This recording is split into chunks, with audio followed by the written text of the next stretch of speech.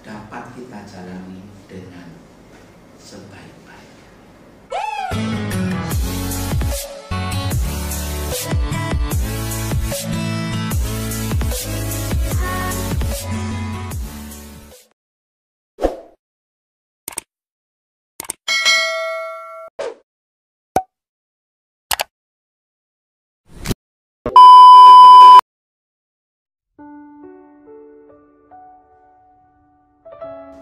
Saudara-saudari yang terkasih dan teman-teman muda yang saya sayangi, ada sebuah cerita tentang seorang bapak yang bekerja di sebuah sekolah dasar.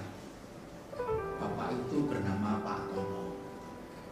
Pak Tono di sekolah itu menjadi penjaga sekolah, menjadi petugas security. Tapi bukan hanya itu, dia juga merangkap menjadi tukang kebun dan membersihkan sekolah. Bahkan kalau jam sekolah sudah bubaran, dia seringkali membantu anak-anak SD yang mau menyeberang jalan. Dia menyeberangkan jalan. Pak Tono orangnya sangat ramah dan sangat baik hati pada siapapun. Dan karena sifatnya itu, dia sangat dikenal baik dengan guru-guru, para murid, orang tua murid, para driver yang menjemput, siapapun sangat kenal dengan Pak Tono. Tetapi Pak Tono itu buta huruf. Dia tidak pernah mengecap pendidikan sekolah. Suatu hari ada pergantian pejabat kepala sekolah di sekolah dasar itu. Nah, Bapak kepala sekolah yang baru menetapkan peraturan bahwa semua karyawan di sekolah itu harus bisa baca tulis. Kebijakan itu dimaksudkan untuk meningkatkan kualitas sekolah. Dan karena kebijakan itu, maka Pak Tono harus berhenti bekerja. Padahal sudah 30 tahun dia bekerja. Pak Tono sangat sedih menghadapi keputusan itu, tapi tidak bisa buat apa-apa. Pada hari terakhir dia bekerja, dia tidak berani pulang. Dia bingung apa yang harus dia katakan kepada istrinya di rumah. Di sebelah sekolah itu ada sebuah kios yang sudah lama tidak dipakai. Pak Tono kenal dengan pemilik kios itu. Nah, dia duduk di depan kios itu dan merenungi nasibnya. Dia sangat sedih. Apa yang harus dia buat? Masa depannya gelap. Tiba-tiba dia punya ide. Dia lihat kios itu, lalu dia punya ide, mengapa dia tidak jualan saja? Dia bisa menyewa kios itu dan mulai berjualan. Dengan ide itu, Pak Tono punya semangat baru. Waktu dia bangkit dan akan berangkat pulang, kebetulan anak pemilik kios yang sudah jadi pemuda itu datang ke sekolah. Dia mengantar keponakannya untuk ekstrakurikuler. Pak Tono menyapa pemuda itu. Apa kabar? Oh baik Pak. Ya, lama enggak. Pak Tono merasa ini dapat durian. Punya ide mau menyewa kios itu, lalu sekarang anak pemilik itu ada. Maka Pak Tono mengutarakan niatnya mau menyewa kios itu.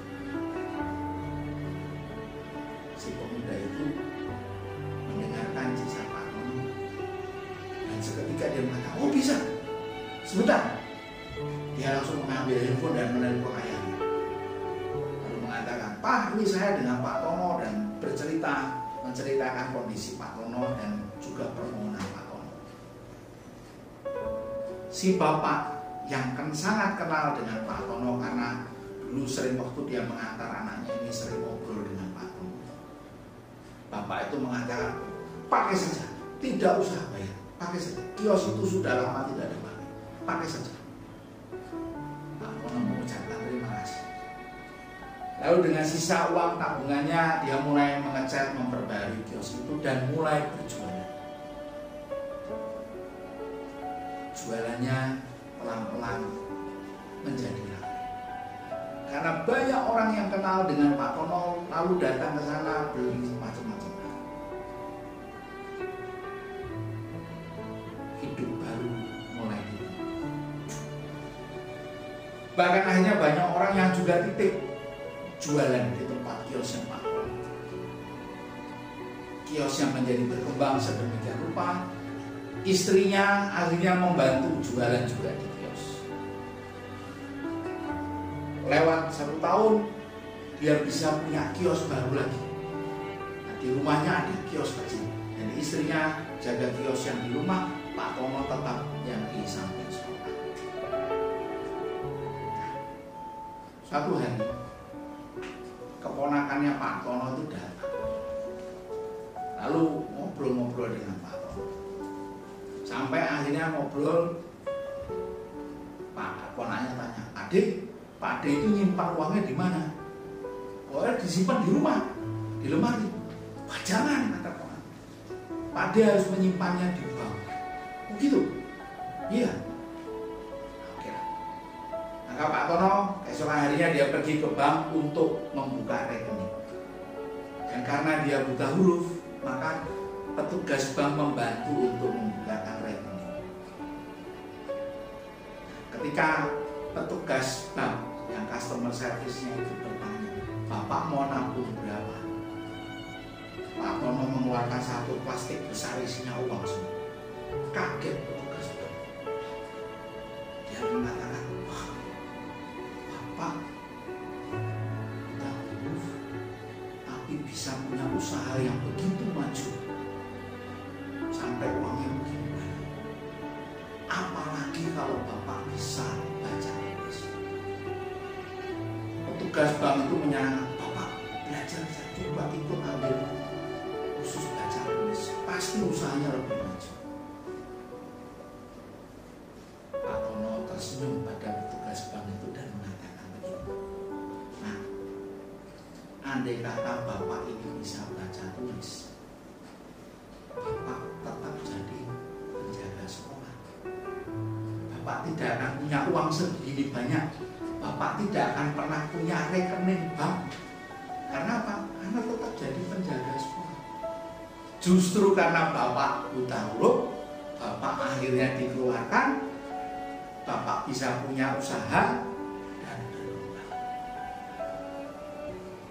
Petugas bank itu tersenyum mendengarkan keterangan Pak Tono. Dan dia lalu menyelesaikan urusan untuk membantu membukakan rekening bagi Pak. Baik, saudara-saudari dan teman-teman, ceritanya hanya sampai di sini. Menarik. Pak Tono memulai hidup yang baru karena dia punya bekal. Bekalnya bukanlah pengetahuan, dia buta huruf. Bekalnya bukanlah kepandaian yang sangat hebat, tidak. Tapi bekalnya adalah kebaikan hatinya, kebaikan hidup, hatinya yang baik. Itulah bekal. Dia kenal banyak orang, dia berrelasi baik dengan siapapun, dan itulah yang membuat dia bisa maju. Kebaikan hati. Orang lain pun dengan senang hati membantu karena Pak Tono orang yang baik. Saudara-saudari, sebentar lagi kita memasuki era baru yang dinamakan the new normal. Kondisi baru, kondisi normal yang baru. Kita semua mengalami kesulitan gara-gara wabah virus corona. Sekarang kita didorong untuk memasuki situasi hidup yang baru. Apa yang akan terjadi di apa yang akan kita lakukan? Tidak tahu. Mungkin kita pakai masker, ya itu sudah dari beberapa bulan kita cuci tangan, ya kita harus berjarak, ya, dan seterusnya dan seterusnya. Tapi lalu ketika kita menjalani kehidupan secara normal, dengan semua itu mungkin akan capek, mungkin akan ada kerepotan, mungkin bahkan akan ada kesulitan, mungkin gelap di masa depan, kita tidak tahu. Tetapi jika kita punya kebaikan hati, kita bisa memulai. Sama seperti apa? Bukan soal kebaikan hati. Kita masing-masing dari kita itu mempunyai kebaikan hati. Kita bisa memulainya pelan-pelan bersama-sama. Kalau ada yang lupa pakai masker, tidak perlu marah ketika ada teman yang "Hei, pakai masker." Tapi kita yang mengingatkan juga akan mengingatkan dengan baik-baik, karena kebaikan hati kita tidak mencapai.